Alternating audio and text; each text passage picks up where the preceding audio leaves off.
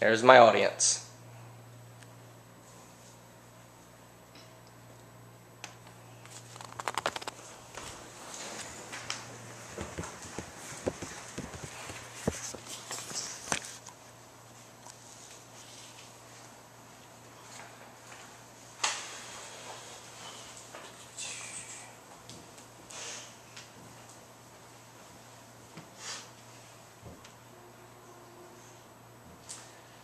There's been much debate over the use of the death penalty.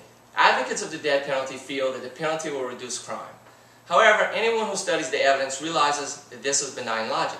The death penalty is nothing more than a legal tool to satisfy the hardwired human need for retribution.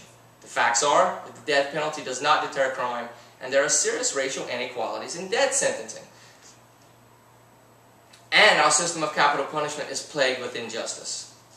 It is almost impossible to find someone who is neutral on the issue of death penalty. The death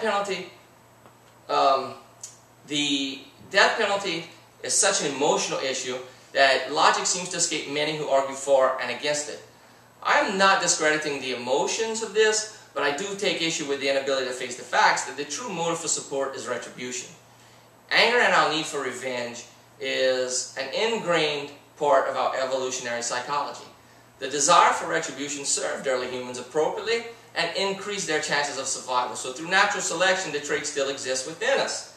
This retributive response promoted cohesion within an us-them mentality that was appropriate for early tribal humans, but does not serve humanity today.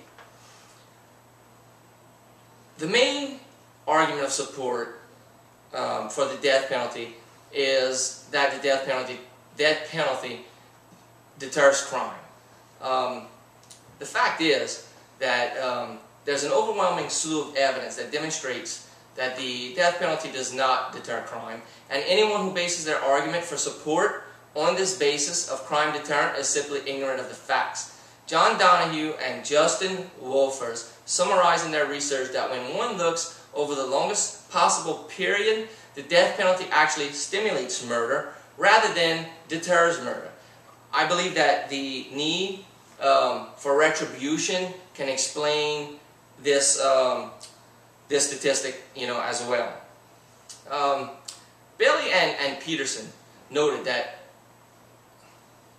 every study that has found every study that studied states, adjoining states, has found that states with the death penalty had higher homicide rates than neighboring states without the death penalty.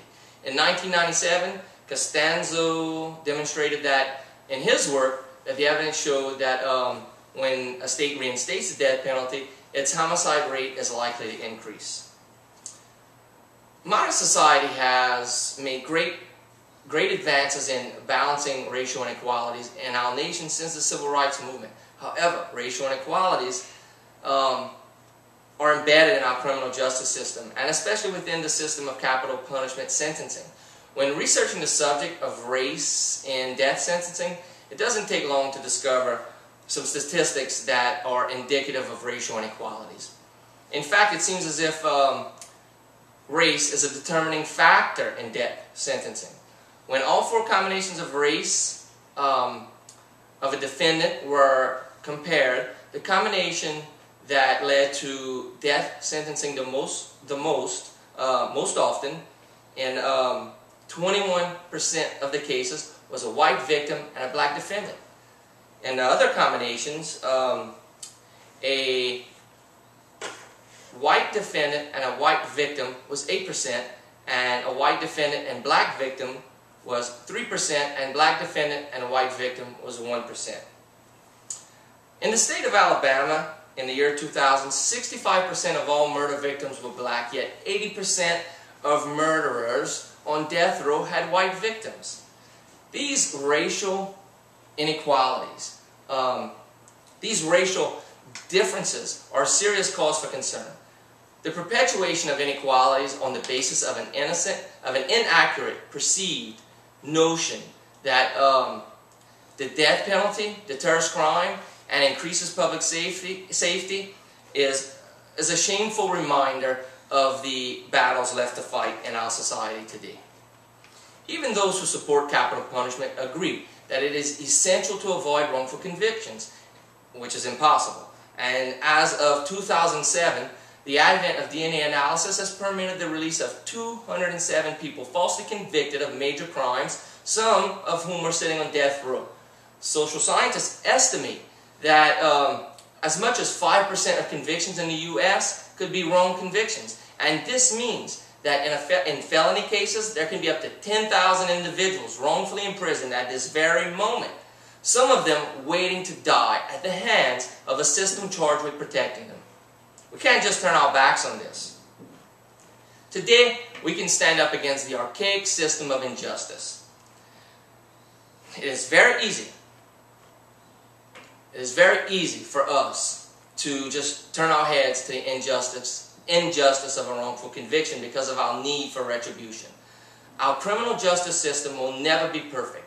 Nothing is perfect because we are imperfect as a species. One innocent victim, though, killed in the name of another innocent victim, is a construct of our society that baffles me every moment I give it attention. The death penalty clearly does not deter crime, and it never has, and it never will. And furthermore, it's nothing more than wishful thinking to believe that racial inequalities are not embedded in our capital punishment system. Everyone feels seriously about justice. If we believe our society is just, we sleep a little better at night. Some of us feel very strongly about injustice as well, and some of us are outraged at the prejudice system.